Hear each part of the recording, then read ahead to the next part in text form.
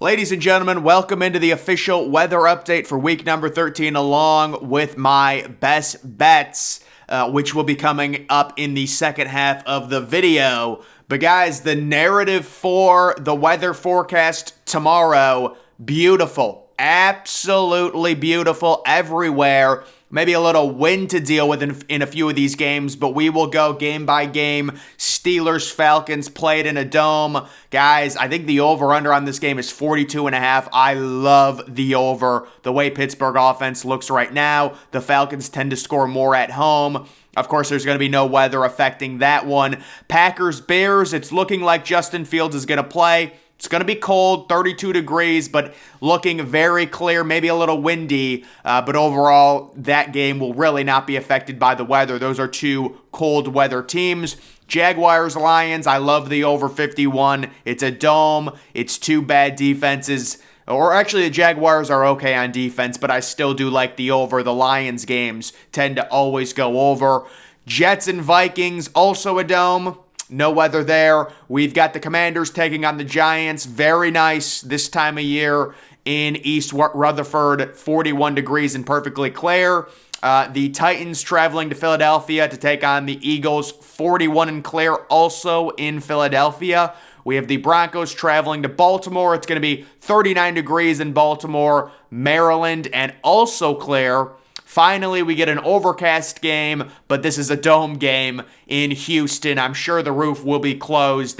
They do have a retractable roof, but the issue with retractable roofs, if there's any little issue with the weather forecast, they will always close it. So that's why with the MLB and with the NFL, 95% of the time, no matter what, even if it's good weather out, they're going to close the roof and have the ability to have a controlled environment with a controlled temperature and no wind. They're always going to do that. That's kind of the crux and the whole deal with the retractable roofs. They're rarely ever actually opened.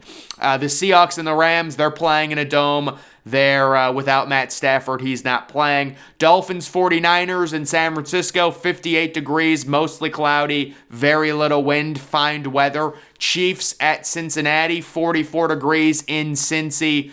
That's good enough this time of year. We're expecting a higher scoring game in that one.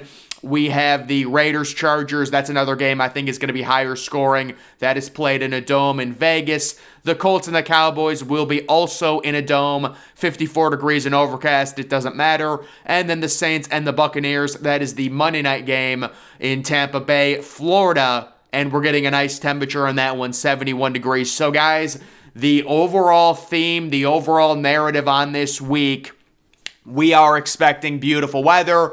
The over-unders are not going to be affected at all. Fantasy implications not going to be affected by any of these games. Maybe a little wind in Chicago. But overall, it's looking beautiful. So let's get to my best bets here for week number 13. So we're going to start with Steelers, a straight-up pick 'em at the Falcons. I think a lot of people are riding the Steelers right now in their recent success. You take a look at Kenny Pickett post-bye week, the development with George Pickens, Deontay Johnson, Najee Harris is playing in this game, and then the Falcons clearly trending in the wrong direction. I would highly recommend that they play Desmond Ridder at this point, Marcus Mariota. There's just no cohesion in their passing game. The Steelers trending up with their young quarterback. The Falcons really need to play their young quarterback. Either way, I think let's not overthink this one. Let's understand the trend of both these teams. Even though the Steelers are on the road, maybe you would consider the Falcons decent value because the Falcons overall this year have probably been just as good as the Steelers. They're a pick 'em at home, but it's based off of recent trends, and let's not overthink this. The Steelers with Kenny Pickett, they've been playing well. This is another very good spot in a dome for their offense to play well. I will take the Steelers to win that game outright. The Jaguars at the Lions, the over 51. So we get these games in Ford Field, and with Detroit, it really is a combination of decent offense with Jared Goff. Overall, we'll see with Jameson Williams if he comes back. Amon-Ra St. Brown, they have a nice offense coupled with a terrible defense for the Lions. And then the Jaguars, guys, I've said it a few times this week. I really expect the narrative for the Jaguars going into the offseason to be Trevor Lawrence is an elite quarterback. He is a future, franchise QB.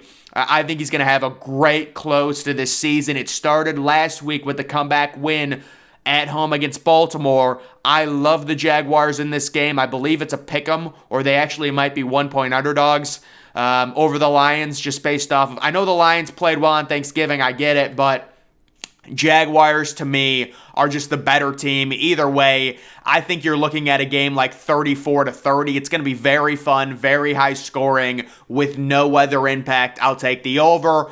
The Vikings -3 versus the Jets. I just think it's good value. There is an expectation amongst people that the Vikings are a little bit worse than their 9-2 record, but I also think that the Jets are worse than their 7-4 record. And you're getting the Vikings just as 3-point favorites at home versus Mike White. I understand Mike White played great last week. It was crazy. But they were facing a backup quarterback. Justin Fields was not playing in that game. They were also at home.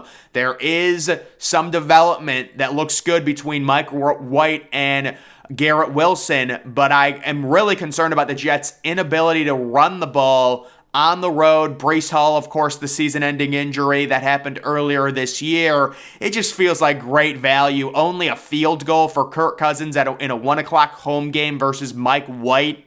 Just seems like great value for the Vikings, in my opinion, with Justin Jefferson and company. The Giants +2 versus the Commanders. The Giants are at home. To me, this is a correction game. It's not that I think the Giants are that great of a team. I don't think the Commanders and Taylor Heineke can keep this up, and I think they're overvalued. 2-point road favorites over a Giants team that has shown the ability to win games, especially, at home. So really, this is me betting on a correction game, betting on the Giants at home.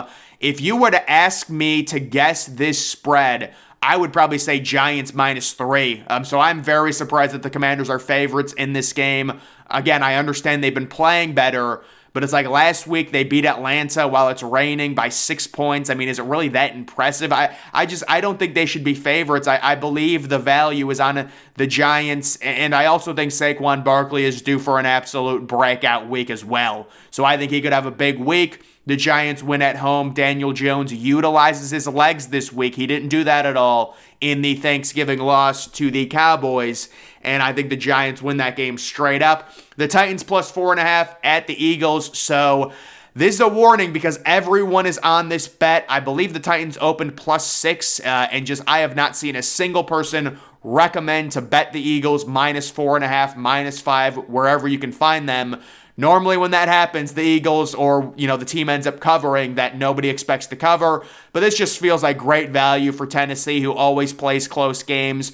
The Eagles, to me, the defense has not been good. You could find a situation where the Titans really ball control this game to death. They play good enough defense and they win a surprising low-scoring game, like 24-21 or 20-17, something along those lines. So the Titans are definitely a potential upset team to where they could win this game outright. They're great against the spread. I think they're 8-3 or something like that, even after the loss last week. So love the Titans plus the 4.5. Even if they lose, you do have some wiggle room there with the 4.5-point spread on the road. The Dolphins +4 at the 49ers. So the 49ers really didn't impress me last week in their home shutout win over New Orleans. New Orleans made a bunch of mistakes in the red zone. That game probably should have been a lot closer. They also have Andy Dalton. It's a little bit tougher for the 49ers when they're facing, Tua Tagovailoa. I think it's Tua's year, and plus it's a 4-point spread. You do have wiggle room.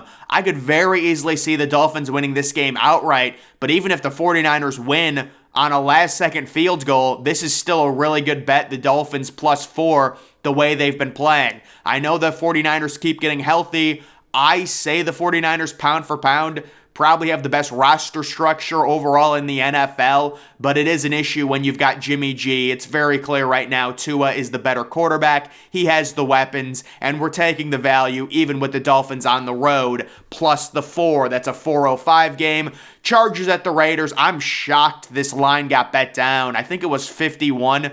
It's down to 49.5. So the Raiders have been scoring a ton. The Chargers have been scoring a ton and allowing a ton. They've been an over machine.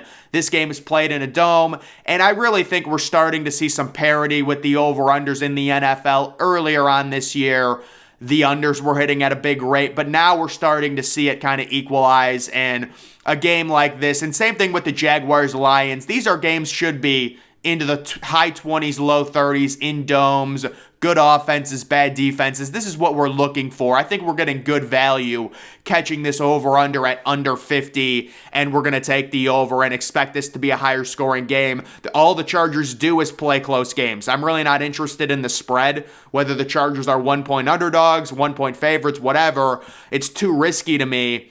I will take the over 49. The Bears plus the 3 versus the Packers. It feels like good value with Justin Fields back. Now, you could say Justin Fields still might be injured, but guys, Aaron Rodgers is also injured, and there could be a situation where early in this game, Aaron Rodgers gets hit the wrong way, and you've got basically Justin Fields versus Jordan Love, and you're getting the Bears plus 3. So certainly injuries have to be taken into account, but it is official. Justin Fields will be playing. Without Darnell Mooney, I think that is very tough, but the way the Bears offense this year operates, they do a ton of QB runs. That should offset some of the throws they normally would have to make without Justin Fields, and it's going to be a lower scoring game. I would love the under, whatever it is. I think it's 44. I know the Bears have played some higher scoring games, but just with the Aaron Rodgers injury, with the Justin Fields situation, without one of his top weapons, I would also go in on the under in that game. The Steelers at the Falcons, the over 42.5. So also in this game, guys, another over we like in a dome. Steelers-Falcons. Love the over just based off of how Kenny Pickett is playing, and it does feel like Atlanta scores more and moves the ball more when they are at home. So we like the Steelers on the money line, and we also like the over in that game. But guys, that's going to do it for my official NFL Week number 13 weather update and best bets. Make sure you're following me on Twitter. Links always in the description.